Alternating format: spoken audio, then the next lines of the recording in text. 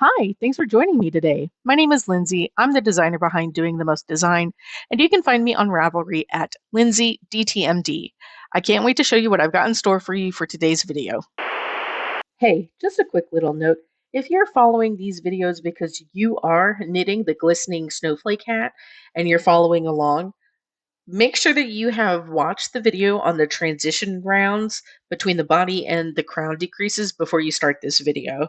If you skip that section, your math ain't gonna math and your crown decreases are gonna look pretty bad. So make sure that you pause whatever you're doing here if you have not completed the two transition rounds already. This video will always be here whenever you come back, so it ain't going anywhere. All right, have fun. Happy knitting. Bye.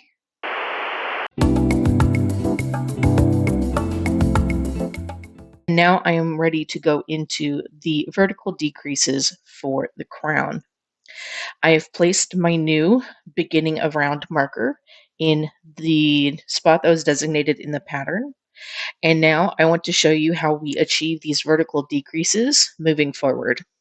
Doing the decreases for a hat are typically doing decreases that slant towards the middle portion, and we will be doing that here as well. The only difference with what we are doing though is that because we are in double knit, when I say that we need to knit two together or slip knit or purl two together or purl two together through the backside, I'm not talking about the two stitches that are directly adjacent to each other. These are not on the same side of the fabric, so you can't decrease through those stitches because then we lose the uniformity of having our outside stitches be the main color, and then on the inside we would lose the uniformity of the inside stitches being the contrast color. So in order to make sure that we can start to do the decreases in this direction, we need to do left slanting decreases.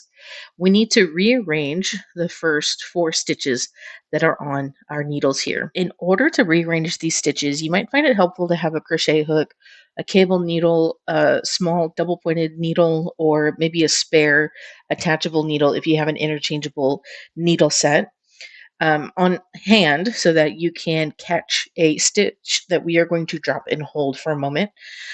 Because I know my tension is consistent, I will be dropping and holding the stitches with just my fingers here on my left hand because it's just one stitch that we're going to be holding, so it's not that serious to me.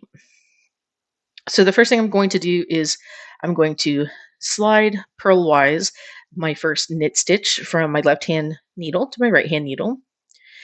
This first purl stitch with the second stitch, I'm going to slip it to my right hand needle, hold it in back. I'm pinching it with my fingers.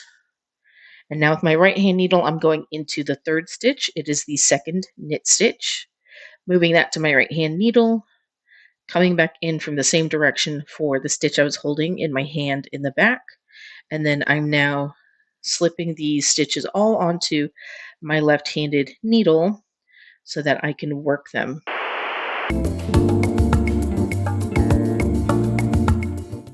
Okay, so in short, what we want to accomplish here is a left leaning stitch for both the knit side and the purl side.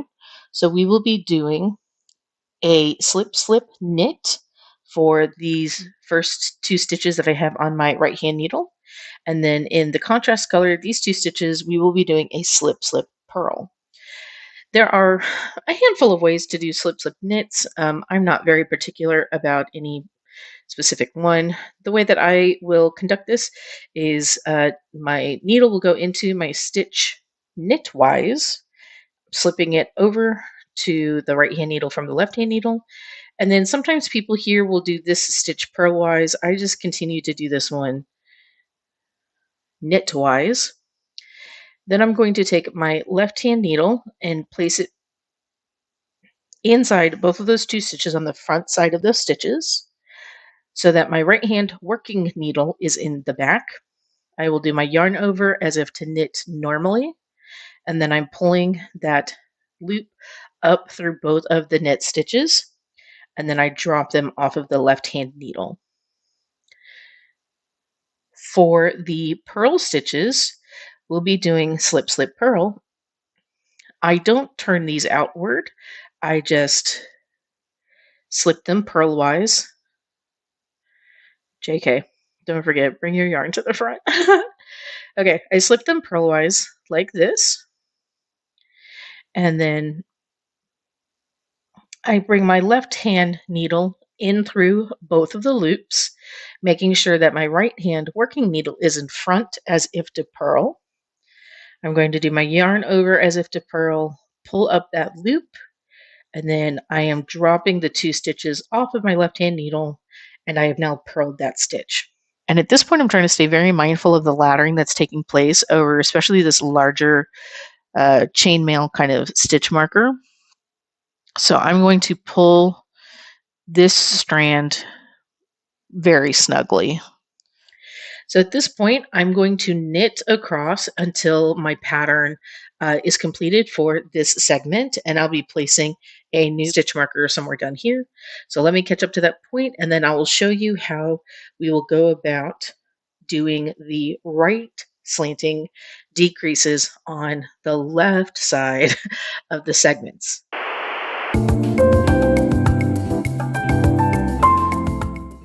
I've knit now to the end of my first segment for my vertical decreases. And so at this point, we need to rearrange the stitches in the order that they appear so that I am only knitting my main colors together and I'm only purling my contrast colors together. So I'm slipping just from left to right purlwise 2 of my stitches. The second stitch, I'm going to drop it and hold it with my fingers. It's not that big of a deal. Third stitch, slipping it over, putting my held stitch back on my right hand needle, and then transferring all of those back to my left hand needle so that I can work them.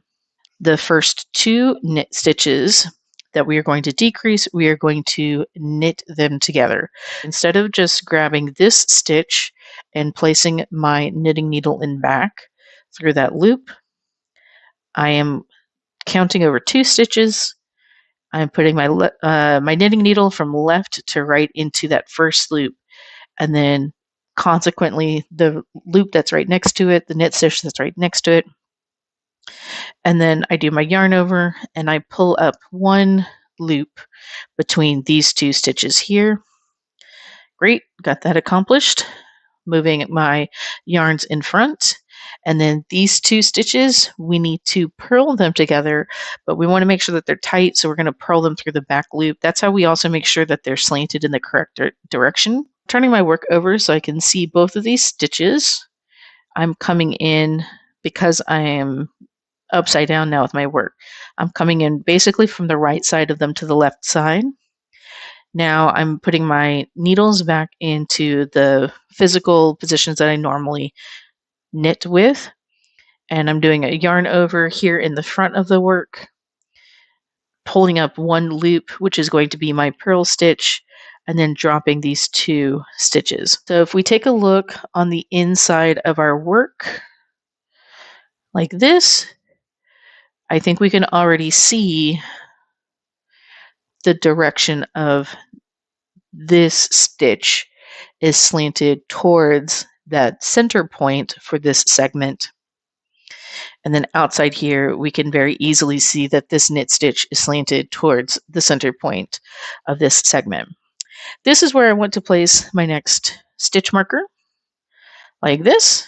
And then we repeat the decreases on the other side of that stitch marker. And then especially over the beginning of round markers, especially if you have these chain link mail, make sure that you're pulling kind of tightly, especially with your back thread, your back strain of yarn, so that you're not getting laddering following you behind this chain link right here.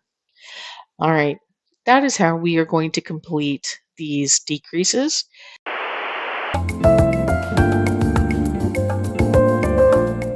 We want to look at what we've accomplished here. So here we can see the very clear directionality. Here I'm putting this to really accentuate the slant. Our first stitch that we've decreased is slanting up to the left. We turn the work over this way. We want to see that this stitch is slanted in this direction, which it is, so terrific. Looking at our work on this side, we want to make sure that this stitch that we've just decreased on the left-hand side of the segment is slanting up into the right. So there we go. That is good. And then flipping it over, we want to make sure that the two stitches that we just purled together are now slanting downward to the right. So we have effectively completed two sets of decreases on either side of the crown section.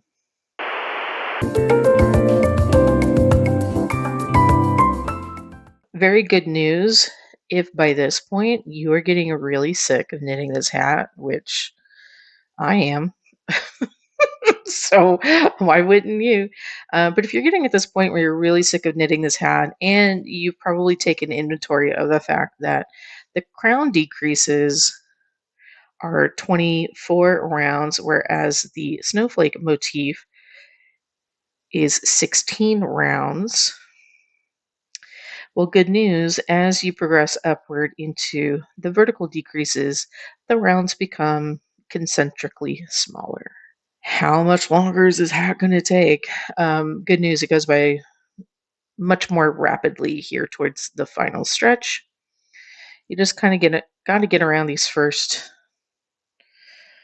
few humps. So the next time you see me, I will have this decrease of this crown completed, and then I will show you how we're going to weave in our ends and then basically secure off the navel at the top of the hat. Thanks for making it to the end of this video. If you have not done it yet, hit like and subscribe so you can be notified when I put out more content for you. I'd love for you to connect with me on Ravelry at Lindsay DTMD. Check out my link tree for a collection of my projects, and if you're able to, leave a cash tip for me at my Ko-Fi page. All links are in the video description below. Don't forget to be kind to yourself as you learn, and thanks for spending your time with me. Bye!